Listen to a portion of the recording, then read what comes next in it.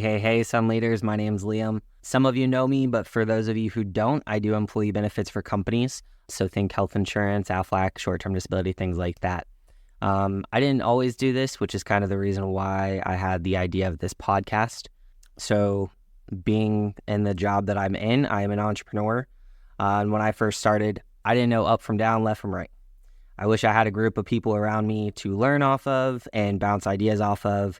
But when you're first starting out, I didn't really quite have that. I came from about 6 years in nursing, which we kind of went over in Dan's podcast, if some of you guys had listened to that. So over the past about year and a half, I've created the group that I wish I had when I first started. So every time you hear me behind the mic, we'll be doing interviews of many business owners, community leaders on specific things that they do best. We can hopefully answer some questions and give you new ideas to help better your business, maybe spark a new idea that, you may be having some trouble with. Some of us are going to be seasoned vets in the entrepreneurial stance. Some of us are going to be just starting out. But I do want to say that if you have something that you are struggling with, whether it be networking, when's the right time for benefits, payroll, etc., you're more than welcome to find me on social media. Let me know. I'd love to do a podcast episode on it. I will find who I feel is the best community leader, business leader that could help us. So with that being said, my Instagram is at Liam with Aflac. You're more than welcome to find me and say, hey, Liam, can you help me out with this? And hopefully we can do something with it. So without further ado, our very first guest, Tina. I appreciate you for being my guest. And, you're a very good friend of mine, so I appreciate that. So hi, how are you? Hello there. Across the table. So like I said, it's all going to be about entrepreneurial standpoints and kind of what we wish we would have known when we first started, right? So this episode is going to be kind of about your perspective. So if you wanted to kind of go over your background, what kind of motivated you to take the leap? So, that's a loaded question, right? So my background. So I'm from Key West, grew up there all the way at the end. People always are like, oh, which key on Key West? No, all the way to the end. Key West, 3 miles by 5 miles. So we are fourth or fifth generation from down there. So nobody in my family had ever left the island. Really? Really. So when it was my time in high school, and I was like, I want to go to school, I think I want to leave the island. I was actually told no, I wasn't allowed to leave the island. And so I was like, I don't want to stay here. I don't know what I want to do with myself. And I was told, no, nobody leaves the island. You get married and you have children. That's what we do here. And you stay on the island. And so I didn't want to do that. I didn't know how to go to college. I didn't know what to do. I didn't have anybody to help me. So I went to the counselor at school. I was like, I want to go to college, but I don't know what. And so she got me a 2-year scholarship for the college down there in Key West because I didn't even know what to do. Well, then, so that satisfied staying on the island. So I stayed on the island for 2 more years. And then I was like, I want more. I want off the island. I want to do something. Still didn't know how to do it. So I had another professor at that time at the 2-year college. She did exercise physiology, and I was like, okay, that's kind of cool. I like to exercise. So she got me into Florida International University, and I left the island. And I went to school, finished my bachelor's there at FIU in exercise physiology. Well, are we allowed to cuss on this? I cuss like a sailor. I'm sure I'll drop an F-bomb here or there, so go for it. What the hell do you do with exercise physiology, right? Yeah. I'm like, what do I do now? That's like physical therapy and stuff. Well, physical therapy is the more advanced. So most people will do exercise physiology and then go to PT, but I didn't want to do that. And then it was at FIU, so it was in Miami, and I went on a job interview, and I actually got hit on, and I was like, are you kidding me? And so I ran back home, back to the island, because that's where it was safe. But I was miserable. And so then I decided to be a nurse. So I was like, okay, I'm going to be a nurse. But I still didn't leave the island. I went to nursing school on the island, became a nurse down there, worked for the lower Florida Keys, worked in labor and delivery and mother-baby, and actually worked in the jail. And I joke, my joke is I've spent time in jail, and people are always like, you spent time in jail? And I was like, yeah, I did, but I got to leave in the morning. But I think that year that I did spend in jail is where the entrepreneur came from. So long story to go, where did it come from? Hey, no, I like it. I didn't even know you came, like I knew you came from Key West, but I didn't know you came on, it was on an island. Obviously, Key West is the island, right, but you know what I mean? Don't. Like, yeah, right. I've born and raised, I'm also a native Floridian. I've not been outside of Tampa Bay. you know? So I think it's always interesting to kind of just, I like long stories, basically, is what I'm trying to get at. So as I was a jail nurse, I met my husband and we got married, and the jail... He wasn't an inmate. I just want to make that clear for folks that don't know you. Right. He wasn't an inmate. No, he was in law enforcement, so the complete opposite. But we got married and we stayed down there. We were there for 2 years, and I still had that. I want to leave the island. I want to do something. And I was a nurse and he was a cop. And spending that time in jail and then leaving and going to mother baby, it was really bipolar, because you really got to be tough and you really got to be mean when you're in jail, and you got to hold your own. And then you go to the hospital and you really got to be sweet, and you got to be loving, and you got to be caring. And so this back and forth, it really became hard. And so I left the jail, and then shortly thereafter we had our first baby and we left the island. And so we didn't go far. We stayed in Florida, but we went to Gainesville, and that was in 2000. I was a nurse in Gainesville, and I still was like, there's still more for me. And I would say to people, I just know nursing is the means to the end, but I don't know what the end is. I don't know what the end is. Spending time in labor and delivery and nursing, you're around a bunch of women. And so what do women do? We all wear makeup, although I really don't wear makeup. But I was like, well, I'll sell Mary Kay. Sure, let's try that. People wear makeup. So I started playing around in Mary Kay. And people would be like, but Tina, you don't wear makeup. I was like, I know, but you need it. And so that then led to real estate. And I was like, I can't sell real estate. First of all, my parents never even owned a home in Key West. So I'm still trying to connect the dots of how you went from makeup to houses. So, because I was still working as a nurse, but I was selling stuff. Gotcha. Okay. Because I was selling makeup, and somebody was like, you need to sell real estate. And because here I'm selling makeup and I don't even wear it. Yeah. And so people were like, you should try selling real estate. And I was like, we're still renting. My parents have never owned a home. We grew up, 5 of us, in a 2-bedroom, 1-bath house. And I'm going to go sell homes? Like, what in the world? I don't even know how to buy a home.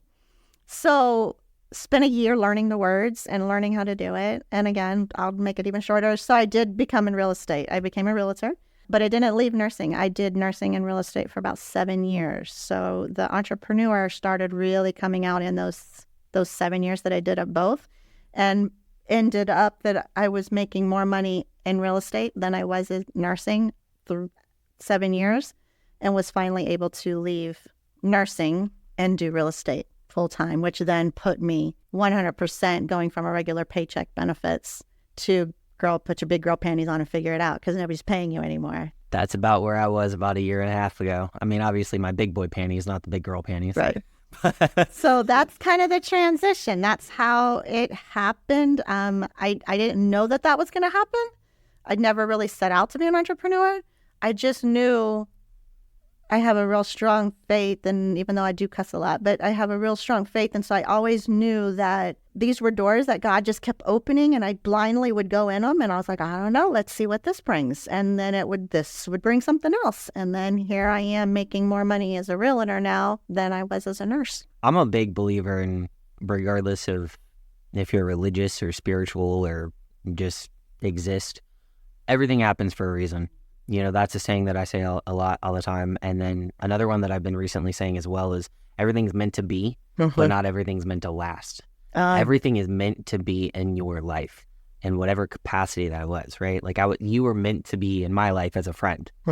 Obviously, knock on wood, it doesn't happen, but maybe our friendship's not meant to last. You know what I mean? Like it's more so kind of relationship-y type thing. Well, it's all in seasons too. It's exactly. Everything always happens in seasons, and everything's meant to be. It all happens for a reason. So I give you kudos for being a nurse and a realtor for 7 years, because being in healthcare for the couple years, I mean, I was just a CNA, so I didn't have the big brain power, but that was a struggle. Well, and being in labor and delivery, and you could not have your phone on the unit. And so there was a lot of creativity. I was actually really busy. I was getting busy in real estate. So I had to be really creative on, delivering Bathroom a baby. breaks. At answering the phone. And, if you think, I've been doing this for 20 some years now. And so if you think about it, back then, we didn't have the kind of phones we had then. I didn't have an iPad that I could bring to the unit and I could, do it. I didn't have that. So you really had to be very creative, because my customers, they they didn't need to know that I was working as a nurse. They needed to know that they were the most priority. They were the most important thing. So I couldn't say, sorry, I'll call you back in 2 hours, got to deliver a baby, because they really don't care about that. They want to know what's going on with their home. They want an update. So yeah, there was a lot of creativity, a lot of bathroom breaks, a lot of becoming really good friends with your patients, and just be like, hey, are you okay if I leave my phone here? I'm going to be in the room with you, but I'm going to answer these emails, or I'm going to answer, whatever it was. And most of them would be like, yeah, cool. But yeah, you had to get really creative on managing the two. And then I didn't work night shift, but I would come in at 3 a.m. to try to get my on-call shifts or get the extra time that was required. So sometimes I'd work from 3 a.m. to 7 p.m. at night to try to get the hours in, and then before the 3 a.m. when I'd go in, I'd go to the office. And so I'd be at the office at 2 a.m. to 3 a.m. doing whatever I needed to do, preparing whatever docs I needed to do, then go to the hospital at 3, get off at 7, run back to the office, finish up what needed to be done for the day, and then go home and take care of 2 little ones that needed bath and showers and stuff. 16-hour days in the hospital plus 2 hours, so you're having 18-hour days. And so that was regular. So my husband and I worked a lot of opposite shifts, because if I was at the hospital and trying to do real estate, then he needed to be home picking up the kids. And so for the longest time, people thought we were divorced, because my kids would say, oh, it's dad's day, or it's mom's day, because we worked opposite, or one was at the game and the other one was working. And so, yeah, for the longest time, people were like, oh, you guys divorced? And we're like, no, we really are married. We just work opposite. Yeah. So, yeah, it was a lot of balancing, but it took me 7 years to build the point where I could leave nursing and do just real estate. Off topic for a second, but just because I've had the pleasure to meet Steve and him break my hand when he shakes it. Oh. You can definitely see that, though. Like, you can, like marriage and love, not that I've had a successful marriage, but marriage and love is something that you need that teamwork. And you can definitely see it when I see you guys together. Thank you. Yeah. We just celebrated 27 years. That's crazy. So you were married in 96. I was born in 97. Shut up. I was married when I was 10. Sure. Okay. Yeah. Uh-huh. Yeah. We actually, funny story, we met and we got married 3 months later. Really? Mm-hmm. And so there wasn't a long dating process. There wasn't. We literally met, we got married 3 months later, and we've been together 27 years. See, I'm a big believer. When you know. Well, and it wasn't easy in the beginning with little ones, because, men, he's a fantastic father. You couldn't ask for a better father. But naturally, instinctually, men don't know how to take care of baby. Yeah. Like, it's just not in them. And not in all men, but it definitely wasn't instinctually in him. And it was very stressful. And at that point, I wasn't doing real estate. We were still in the Keys, and I was working nights. And so we were 45 minutes from the hospital. And so when my older one, Emily, would wake up, he would drive 45 minutes to the hospital so I could nurse her, and then drive 45 minutes back home, put her to sleep. So it was very stressful on us. But he said to me, so all you people out there who are new in marriage, he literally looked at me, and because I said, dude, I can do this by myself. Like, seriously, I can't take this stress. And he was like, yeah, well, here we go with the big girl panties again. But he literally said, nobody in my family has ever gotten a divorce, and I will not be the first. So put your big girl panties on and figure it out. And so I respect that, though, because love is a choice. At the end of the day, you're choosing to be with that person. A lot of people don't view it that way, but love is a choice. It is, and it's not always there. 27 years, I think we would both sit here and honestly say there were times we hated each other, or there were times that I was like, oh my God, get out of my face. But you've committed to one another, and you have to talk a lot, and you have to put a lot of effort in. It is not all roses all the time. It is work. Would you say that was, as I emailed you, I had a couple of questions that I was going to ask, and that was one of them. Well, not exactly, but the good and bad challenges. Would you say that your marriage was not saying it's a bad challenge, but would that, be something that you faced early on? So I think there's always challenges in a not marriage. Just specifically right. Marriage. Yeah, I think both of us came from very normal, low to moderate income families that just worked your ass off. And so when you have that mindset of being a cop or being a firefighter, getting a regular paycheck, getting benefits, it's really hard to switch that mindset and take that leap of being an entrepreneur where nothing is guaranteed. I think that was probably the biggest challenge, was because I went from a very steady job to, oh my God, are you going to sell a home next week? Are you going to sell a home next month? Are you going to have any money coming in next month?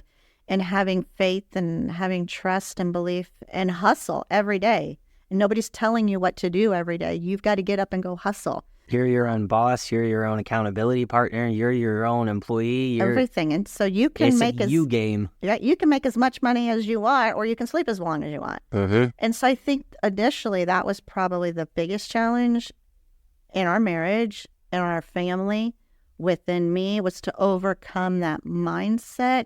And I don't think we're there. I mean, I think we've overcome it enough. Obviously, I took the leap, and I don't work in the hospital anymore, and I haven't worked in the hospital for probably 10 years, somewhere in there. But that's a constant battle. That's, we were talking about conscious and subconscious early. Yeah. And that mindset, that regular paycheck, that comfort becomes ingrained, and you don't even realize how ingrained that is until you don't have it anymore, or it becomes a low time, and you go right back to, I'm going to just go back to the hospital, or I'm going to go to bed. And you've got to fight that. I mean, being 100% transparent, I mean, that's where I am right now. Like, no one wants health insurance around Christmas time, And instead of saying, okay, well, I can go back into healthcare, I had a real come to Jesus meeting with myself. And I was like, well, what can I do to be able to keep up with my insurance and my benefits? And because I love doing it, I love helping people. But it also was like, your boy has rent to pay. So what are we going to do to meet in the middle? And I think when people are first starting out, they come to that first roadblock and they're like, oh crap, I got to go back. This isn't going to work out. Instead of just pushing through and finding those, do I want to be working another job right now? No, but I see the bigger picture, and I see that this is going to be my life, and this is going to lead to a better life. And I don't think people, when they hit that first roadblock, they see the big picture.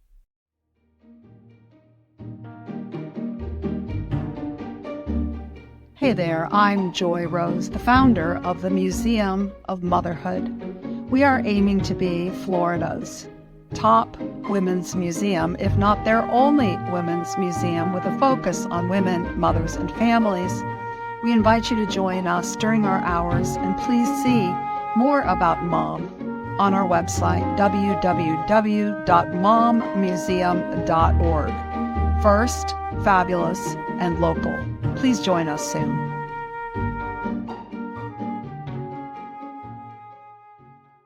I agree. And I think when you hit that first roadblock, and if it is something like, do I need to get another job? I think the most important thing somebody could do is mind shift change. Because instead of thinking, I have to get another job, damn it, I can't pay rent, it could be, I get to get another job. Because think of all the people I'm going to meet now. Think of all those people that are going to need health insurance. And so I think anything, and granted, I go through challenges every single day. I think everybody does, but it's the words we say to ourselves and the meaning that we give it. And so you can make anything bad, or you can make it like, holy crap, like I get to do this. This is fantastic. Like I'm going to set a goal to meet 10 people today, or, whatever it is. And so you can make anything good, even if you have to become a waitress or a waiter. Yeah. I was talking to Filippo, Certipo Painters, and he asked me the other day, kind of going off, you can make anything good. He asked me the other day, like, how I was doing. I was like, hanging in there, the typical answer. Uh-huh. And he was telling me that he heard from somewhere, and I don't remember the specifics or whatever, but you shouldn't say hanging in there, because hanging implies that you're going to get tired. So instead of hanging in there, you're in there, you're doing it. And he told me that last Wednesday, so a week ago.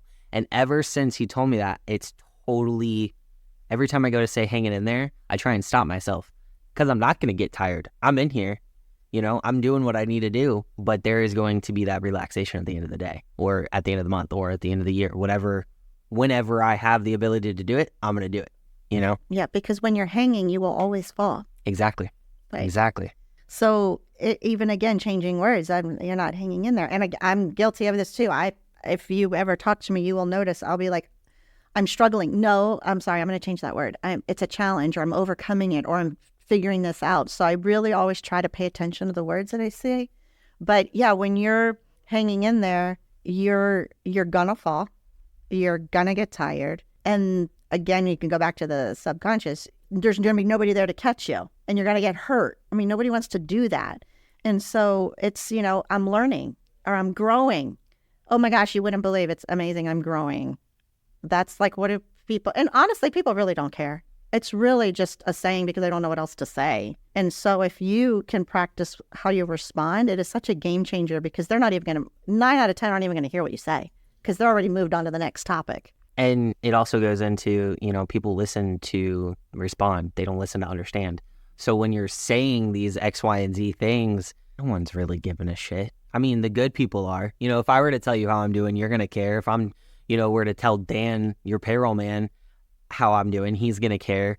But if I ask you genuinely, hey, so Liam, how you doing? You're not going to tell me I'm hanging in there. You're going to say, well, it's kind of been a month. Or you're going to talk. Yeah. But like the casual person, yeah, I'm hanging in there. So if you just change that, if you're saying it for yourself, oh, I'm learning and growing, because oh, cool, they don't know what to say. Yeah. It's like, oh, it's just something to say. Just a mindset shift. Right. It really is. And I struggle. So I start my mornings an hour early from whatever. If my first meeting is at 7, or if I'm going to work out at 7, I will get up at 5:30 and have my time for mindset. And so I always spend about an hour every single day on, it's like bathing. You have to do it every day. It doesn't last. So it's consciously working on my mind and what I'm saying, what I'm thinking every single day. Thoughts are silent killers. We got to make sure they're positive. What would be an accomplishment that and we were just talking about this as well. So hopefully you say this one, but what is an accomplishment that you've recently reached that you're super proud of? I don't even recall what we were just talking about. That would have been an accomplishment. Honestly. We've talked a lot. Yeah. So, gosh, something that it's so recent. Doesn't matter. Just an accomplishment that you've reached that you're particularly proud of. Your time to shine. Brag a little. So that's a little hard for me, but I mean, I think a lot. I mean, I was the first person to go to college in my family. Nobody now, people in my family have a college degree, but I was the first one to get a college degree. So, and against all odds, because I was told no. You can't go off the island. Right. So, to get a college degree, I'm pretty proud of that. Then to go back and go to nursing school to get another degree. And so then it was said to me, what the hell's the matter with you? Like, seriously, you got one? Like, why aren't you grateful with one? Because I don't want it anymore. I want something else. And then when you leave nursing and become a realtor, it's like, what in the world? And then I made it. I did it. And then this probably be a story for another day, but I actually got fired from a real estate company. Really? Yeah. And that's another story. But I did. I got fired from a real estate company, and right at Christmas time. And that was the biggest blow. Like, oh, God, I've never been fired from anything in my entire life. Companies love to do it in the most inconvenient times, too. Yes. So, yeah, I got fired, but it was actually the biggest blessing. I ended up going and opening up my own company within like 2 weeks, right at Christmas time, that everybody was like, how did you pull that off? I was like, I don't know. I had a little desk, a chair, a computer, and a room about this size, and said, we're going to figure it out. And so I opened up my own company. I had my own real estate business for about 5.5, 6 years-ish. And then again, another story for another time. We bought this home here in St. Pete, which was a dream to have a home on the water. And we were able to pull that off. And then 2 years after that, 2.5 years after that, we took the leap, which is, again, I always joke and say that's a story for a bottle of wine. But we took the leap and left everything behind and started over here. So there's a lot. I mean, I haven't even told you about my kids. I mean, my kids, I'm super proud of them. Emily passed her nursing state boards today. That's awesome. There's so many things, but I think those are kind of entrepreneurial things and things where it's always evolving. That's awesome. How did you stay focused during the rough parts? And then how did you stay motivated during, because during like the peak, when you're on top of the world, you're like, oh, I can take the foot off the gas and relax a little bit, but you can't. So that's a mistake that I think a lot of people make, and I've made that mistake before. So how do you stay focused and motivated during both your highs and lows? I think having kids and a family that you have to feed. I think that... Can't comment too much on that one. Right. But... I think that was a big thing. So the money you make today, you actually earned last month or the month before. And so somebody wise told me that. And so they were like, if you're not working today, you won't feel it today, but you're going to feel it in 30 days or in 60 days. So if you don't want any money in 1 to 2 months, then don't work today. And so that's always stayed in the back of my mind is I want to eat in 30 days and 60 days. So I need to hustle today. So I think that's probably a downfall of me is that I really don't know how to relax. I really don't know how to stop. But I think that's also a common theme when we're talking about folks who start their own companies and start their own businesses. Like that's a common thing for most entrepreneurs to just not know how to take a break. Right. And that's a downfall on all of us. It is, because and that's why the story of how we ended up here, which again is for a bottle of wine, but I did burn out. I mean, the 1 year in Gainesville, I sold 120 homes pretty much by myself in 1 year. I was burnt. That's a lot. Done. I was toast and so unhappy and so miserable. And there's more to that story, but that's kind of how this transition happened. As I just was like, I don't want to work at this pace anymore. Like, this is exhausting. But you still need to eat and you still need to pay the bills. But I got to find a balance. And I don't think I found that balance yet, but it's better than what it was. But it's still a work in progress. I just got to go back a little bit because my dad's a realtor. So I've grown up with it and stuff. But 120 homes in Gainesville, that's a lot. And that's pretty impressive. And I have to give you props on that because only did it once. Gainesville is like the size of like downtown St. Pete in comparison to Tampa Bay. I think there's probably 250 homes total. So if you sold half of them, that's crazy. What's something you wish you knew earlier on? So what's really fascinating is I became aware of this recently. In comparing Gainesville and here is, here we moved here, we started a new business, which is not real estate. And we don't know. You can talk about it. Give yourself some free advertising. Right. Well, we do custom closets here, but we don't. We moved here and we don't know anybody. And so in Gainesville, I grew this massive real estate business. And I would say, or I would have said, without networking. Now, the networking that I did in Gainesville was the parents at the school because my kids were in school, their sports. My husband was in law enforcement. I was a nurse. It was our friend base.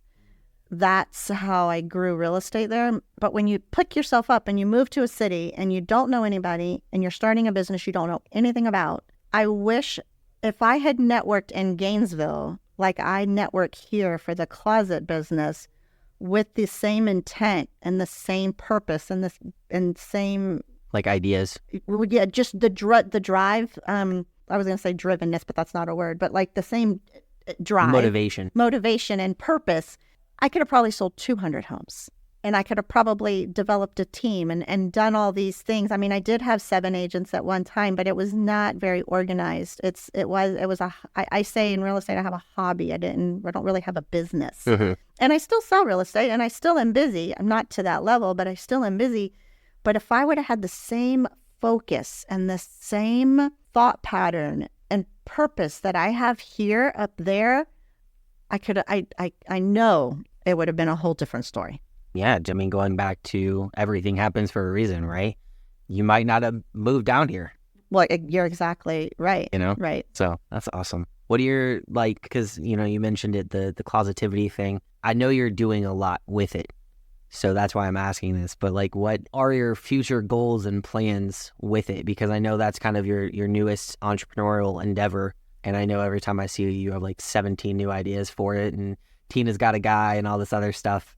So feel free to dive into that. So the biggest thing with closetivity that has come to me with custom closets is, first of all, not everybody wants it. And second of all, not everybody can afford it. And third, sometimes you got to be convinced as to why do I need this? It's not like real estate where you got to buy and sell a house. It's not like insurance. Everybody needs insurance. At some point in time, you got to have insurance. closet, you don't. I mean, you could do it yourself. Like it's really kind of a luxury thing. So, and when you get a closet, you don't need me again. Like, you're done. So why? I was really struggling. Like, how do you define your right person? And then how do you keep them as a customer? And how do you provide value? And so it just goes back to, I guess, what I've realized is really very instinctual. And I didn't realize it, is that I am very much a connector. And so here I'm in a city where I don't know anybody. And so talking about being purposeful and networking. So I developed Tina's Got a Guy, because I figured, when you're done with your closet, why do you need me? But if you've developed trust in me and you like the way we work, then you're going to want people like me.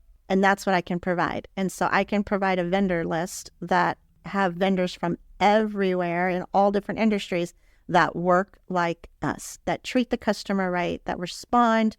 They don't price gouge. They do the right thing. And so Tina's Got a Guy has now become a part of Closetivity, so we can provide our customers with continued value. And then again, okay, so why would somebody even want to click on our page? Closets, I don't want closets, or whatever. But then everybody knows about 7 Minutes of Heaven in the Closet. And so then we created 7 Minutes of Heaven in the Closet with Tina. And what it does is it makes people go, what is she doing? And really all 7 Minutes of Heaven in the Closet with Tina is really this.